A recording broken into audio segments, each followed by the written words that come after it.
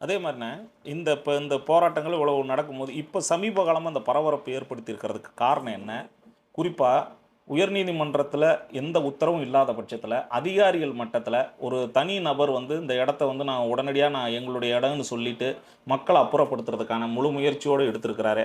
இது குறித்து உங்களுடைய கருத்து என்ன? இதன் பின்னணியில் யார் இருக்கா?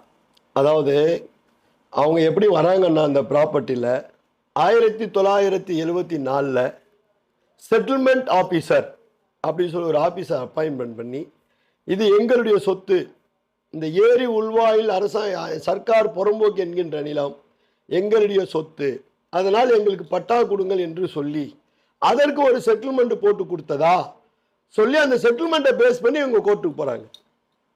1974 இங்கே குடியிருக்கிற ஒருவர் எனக்கு மின் இணைப்பு தேவை என்று மின்வாரிய அலுவலகத்தில் போய் கேட்கிறார்.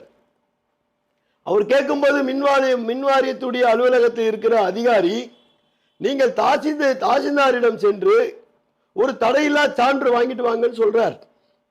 ஏன் அவர் சொல்றாருன்னா, அவங்க கிட்ட சம்பந்தப்பட்ட டாக்குமெண்ட் இல்லாத ஒரு காரணத்தினால, அவங்க புறம்போக்கு இடத்தில் இருக்கின்ற காரணத்தினால அவங்களுக்கு என்ஓசின்னு ஒன்று தடையில்லா சான்றிதழ் கொடுத்தால் அந்த தடையில்லா சான்றிதழை வைத்து தாசில்தார் மனித உரிமையின் அடிப்படையில் அவர்களுக்கு மின்விளக்கும் குடிநீரும் வழங்கலாம் என்பது சுப்ரீம் கோர்ட் உத்தரவு. அதன் அடிப்படையில் அரசாங்க இடத்தில் தான் இருக்கிறார்கள் என்பதை நான் உறுதிப்படுத்துகிறேன்